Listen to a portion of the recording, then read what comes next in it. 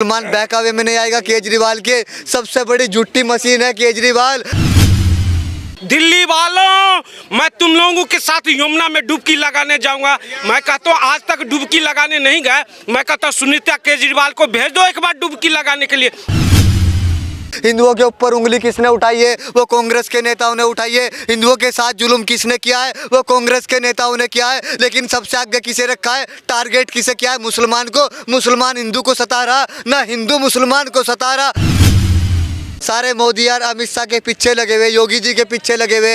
अरे अमित शाह जी ने कौन सा गलत कहा है? इतना तुम बाबा अम्बेडकर राम राम, बाबा अम्बेडकर का जितनी बार तुम नाम ले रहे हो और जितनी बार जय भीम कह रहे हो, अगर इतनी बार तुम राम का नाम लेते तो राम भी प्रकट हो जाता, राम को भी दया आ जाती। तो अमित शाह ने कौन सा गलत कहा है? अमित शाह ने तो बहुत अच्छा कहा है, दलित समाज के हित के लिए कहा है और दलित समाज के फायदे के लिए कहा है। लेकिन एक टारगेट कांग्रेस के नेता ये टारगेट कर रहे हैं अमित शाह को, क्योंकि चुनाव का टाइम करीब है और दिल्ली की जनता का बेवकूफ बनाकर, दिल्ली की जनता को कैसे गुमराह कर कर, कैसे इन्हें लॉलीपॉप देकर और इनकी वोट ले ली जाए, कैसे हम सत्ता में आ जाए। लेकिन ये दिल्ली की जनता बेवकूफ नहीं है, ये दिल्ली की जनता बहकावे में नहीं आएगी। बहुत फ्री रबड़ी खा चुकी, अब ये फ्री रबड़ी नहीं खाएगी। अब ये जवाब ईंट का जवाब पत्थर से। चुनाव जीतने के लिए कोशिश है पत्रकार साहब महोदय, जीतने के नहीं, हमारी सरकार फुल बहुमत में आ रही है। भारतीय जनता पार्टी की सरकार दिल्ली के अंदर फुल बहुमत में बनने जा रही है। मोदी जी के हाथ को मजबूत करने जा रहे हैं, क्योंकि अगर दिल्ली के अंदर सरकार होएगी तो दिल्ली के अंदर कितना क्राइम, कितने माफिया, कितने गुंडे हैं। दिन दाड़े फोन लूट लिया जाता है, दिन दाड़े मार दिया जाता है, ना महिला यहाँ सुरक्षित है। लेकिन जब भारतीय जनता पार्टी की सरकार आएगी, मोदी जी की सरकार दिल्ली में आएगी तो महिलाओं को सुरक्षा दी जाएगी। तो क्या मुसलमान भी वोट दे रहे हैं बीजेपी को? मुसलमान अब जागरूकता आ चुकी है मुसलमान के बीच। अब मुसलमान बहकावे में नहीं आएगा। केजरीवाल के सबसे बड़ी झूठी मशीन है केजरीवाल। सबसे बड़ा ज्यादा गुमराह करने का काम मुसलमान को वो केजरीवाल ने किया है। अरे बड़े बड़े सपने, बड़े बड़े वादे हमारे बीच आकर करता है, लेकिन हमें दिया क्या है? हमें तो निरोध की तरह यूज करता है, जैसे कॉन्डम चढ़ाया और उतार कर फेंक दिया। वो काम इन केजरीवाल ने हमारे साथ किया है। हमें 70 साल से अब केजरीवाल आया, कॉन्डम की तरह हमें यूज करता है। नहीं, वो विकास तो कर रहा।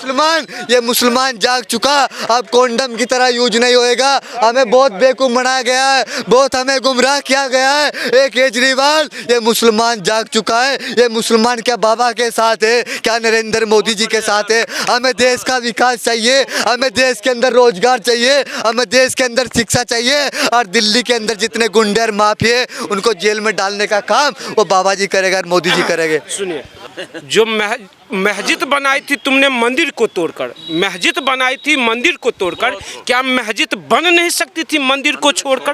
क्या जरूरत थी तुम्हें अयोध्या में ही जाकर तुम्हें मस्जिद बनाना? क्या जरूरत थी काशी में ही जाकर मंदिर बनाना? क्या जरूरत थी तुम्हें मथुरा में ही जाकर? क्योंकि तुम्हारा साजिश मैं समझ चुका हूँ। तुम्हारा जो साजिश था देश की संस्कृति व्यवस्था को नष्ट करना, और इसी नष्ट करने के चक्कर में तुमने नष्ट किया। इसलिए यहाँ पे कुछ जयचंद लोग भी है, पहले भी था और आज भी है। उन जयचंद लोगों के लिए मैं कुछ आपकी चैनल के माध्यम से मैं कुछ बता देना चाहता हूँ।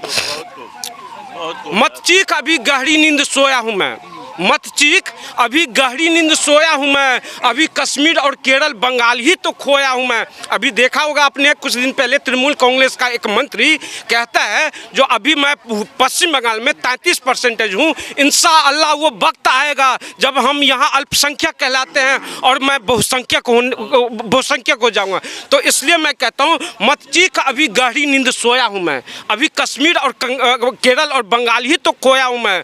आधे एशिया तक फैला था साम्राज्य मेरा, आधे एशिया तक फैला था साम्राज्य मेरा। इस मधुर मीठी नींद में जरा सा सोया हूँ मैं। 28 राज्य 8 केंद्र शासित प्रदेश शेष बचे हुए हैं, इसके लूटने तक नींद चैन सोया हूँ मैं। जी हिंदू हूँ मैं, अपनी स्वार्थ की चादर ओढ़ के सोया हूँ मैं। हम लोग अपनी स्वार्थ की चादर ओढ़ के सो चुके हैं, इन्हीं सोने के चक्कर में हम लोग खोते जा रहे हैं। मैं इसलिए देश की जनता से कहता हूँ जागरूक बनो, समझदार बनो। कौन देश को बांट रहा है, कौन देश को टुकड़े टुकड़े करने में लगे हुए हैं। इस बात को समझो। अगर अभी भी इस साजिश को नहीं समझ पाओगे तो कभी नहीं समझ पाओगे। देखो, अम्बेडकर का अपमान तो ये शुरू से करते आ रहे हैं। जेब में संविधान को ले लेके घूम रहे हैं, जेब कतरे हैं ये संविधान के, ये जो जेब में ले लेके घूम रहे हैं।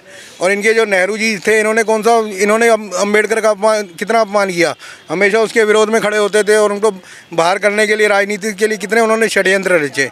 तो अम्बेडकर साहब ने तो खुद अपनी पुस्तक में लिखा है कि ये मेरे को देशद्रोही समझते हैं, ये जो नेहरू वगैरह है। पत्रकार साहब महोदय, बाबा अम्बेडकर का सम्मान नहीं, इन्होंने तो राम का भी सम्मान की आस्था को ठेस पहुंचाया। राम की किताब पर टिप्पणीबाजी किसने की है? वो कांग्रेस के नेता ने की है। राम की किताब पर उंगली किसने उठाई है? वो कांग्रेस के नेता ने उठाई है। हिंदुओं के ऊपर उंगली किसने उठाई है? वो कांग्रेस के नेताओं ने उठाई है। हिंदुओं के साथ जुल्म किसने किया है? वो कांग्रेस के नेताओं ने किया है। लेकिन सबसे आगे किसे रखा है? टारगेट किसे किया है? मुसलमान को। मुसलमान हिंदू को सता रहा ना, हिंदू मुसलमान को सता रहा ना, मुसलमान हिंदू को सता रहा। क्योंकि हिंदू मुस्लिम यही चाहता है हम कंधे से कंधा मिलकर चले। लेकिन जब चुनाव का समय आता है तो हमें यह अलग करने का काम करते हैं। लेकिन दिल्ली की जनता से मैं कहना चाहता हूँ, ये कांग्रेस के नेता आएंगे, हमें अलग करने का काम करेंगे।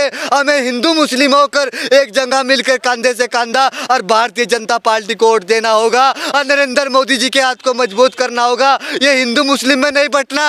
अरे तुम लाओगे क्रांतिकारी, अरे हिजड़ो एक 5 साल बाद तुम्हारे बीच नेता आएगा और तालियां बजवाएगा और तुम्हारी वोट ले लेगा और हिंदू मुस्लिम में बांटने का काम करेगा। तुम्हें अल्लाह के नाम पे, राम के नाम पे लड़ाने का काम करेगा। तुम्हें हरे कलर, भगवे कलर में बांटने का काम करेगा। तुम्हें जातियों में बांटने का काम करेगा। अरे तुम कब जागोगे हिंदू मुसलमान? अरे हिंदू मुसलमानों जाग जाओ। अरे कंधे से कंधा मिलाकर चलो। अगर देश को मजबूत करना है, क्या नरेंद्र मोदी जी के हाथ को मजबूत करना है? क्या इसे क्राइम के दिल्ली के अंदर से क्या क्राइम को ख़त्म करना है? क्या माफियाओं को ख़त्म करना है? क्या गुंडों को ख़त्म करना है? तो केजरीवाल की झाड़ू को साफ करना होगा और यहाँ पर फूल लाना होगा, फूल, और यहाँ मोदी जी को लाना होगा और मोदी जी के हाथ को मजबूत करना होगा। जी हमारे साथ उनसे, ये तो मुसलमान भी कह रहे हैं कि इस बार तो माहौल बदला हुआ है। कहाँ का?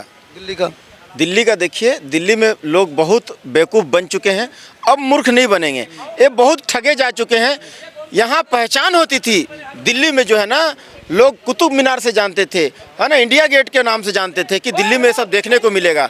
आज जो है ना, जमुना के नाम से जो है ना, सब जमुना का नाली का पानी उसके नाम से लोग जान रहे हैं।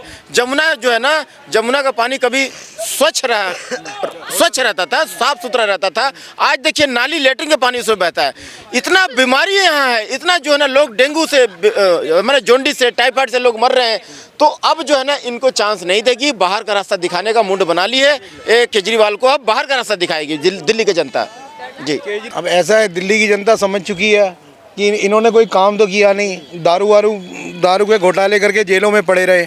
अब ये सोच रहे हैं कि रिश्वत दे के किसी तरह से 2100 रुपये की स्कीम लगा के लोगों को बेवकूफ़ बनाया जाए। थोड़े दिनों के बाद ये कटोरा लेके बैठे होंगे मोदी के पास, इनसे नहीं दिए जाएंगे पूरे पैसे। केजरीवाल ने एक वादा पूरा किया, उस चीज़ से दिल्ली वाले शायद मेरे ख्याल से इनकार नहीं कर सकता है। अरविंद केजरीवाल ने कहा था, मैं दिल्ली को लेक ऑफ सिटी बना दूंगा। और हर बारिश के मौसम में देखता हूँ हर चौराहे पे, हर गली, हर मोहल्ले में जो झील बन जाती है, ये वादा पूरा कर दिया उसने। दूसरी बात मैं आपको कह देना चाहता हूँ, दूसरी बात मैं आपको कह देना चाहता हूँ, जो अरविंद केजरीवाल जैसे यू टर्न लेने वाला हिंदुस्तान के इतिहास में आज तक कोई नहीं हुआ, जानते हैं। और आज मोदी मीडिया को कहा जाता है गोदी मीडिया। मैं कहता हूं अगर गोदी राजनीतिज्ञ अगर कोई है तो अरविंद केजरीवाल है। जो ये लिस्ट लेकर निकलता था, कलमाड़ी चोर, मुलायम सिंह यादव चोर, भ्रष्टाचारी, लालू यादव भ्रष्टाचारी, आज किसके गोद में जाकर बैठा हुआ है? उसी के गोद में जाकर बैठा हुआ है। यही अरविंद केजरीवाल दिल्ली में सत्ता हासिल करने से पहले कहा था, दिल्ली वालों मैं तुम लोगों के साथ यमुना में डुबकी लगाने जाऊंगा। मैं कहता हूँ आज तक डुबकी लगाने नहीं गए। मैं कहता हूँ सुनीता केजरीवाल को भेज दो एक बार डुबकी लगाने के लिए, नहीं जाओगे। उसके बाद एक और दूसरा बयान था, दिल्ली की नगर निगम में हमारी सरकार जब बनेगी तो ये कचरा की ढेर मैं खत्म कर दूंगा। आज तक हुआ कचरा का ढेर खत्म? कचरा कहाँ पहुंच गया? तिहाड़ जेल में जाकर पहुंच गया सारे के सारे कचरा वहां पहुंच गया। और एक चीज बताइए, जो अब मैं कहता हूँ राजनीति करना है करो, कोई रोक नहीं रहा है।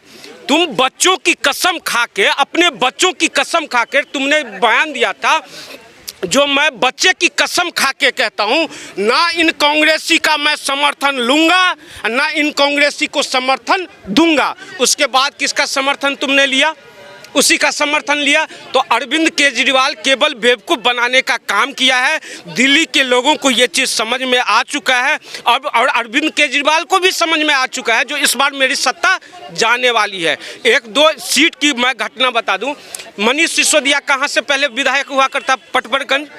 आज उसका सीट बदल कर कहाँ कर दिया? जंगपुरा। वहाँ किसको दे दिया? अवध ओझा को। अवध ओझा को भी बकरी का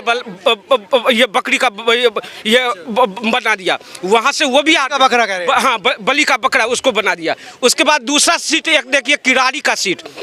किरारी का सीट जो दिल्ली में है, किरारी का सीट, वहाँ से अभी जो वर्तमान विधायक है ऋतुराज झा, और वो आम आदमी पार्टी से है। वहाँ पहले आज से 10 साल पहले कौन हुआ करता था? अनिल झा, बीजेपी का। अनिल झा आज से 20 रोज पहले उस विधायक को कहता था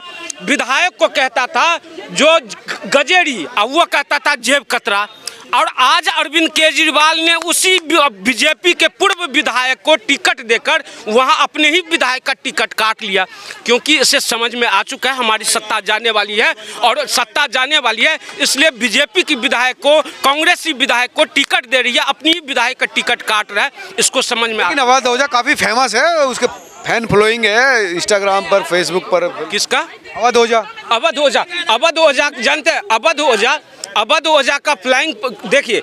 एक चीज ये आप जानते होंगे, यहाँ अभी एक जलील करके हुआ करता था जो आंदोलन चलाया था मुंबई में, उसका भी बहुत था, उसका भी सब्सक्राइबर बहुत था, फॉलोअर्स बहुत था। लेकिन महाराष्ट्र की जनता ने उस इम्तियाज जलील को जलील कर दिया।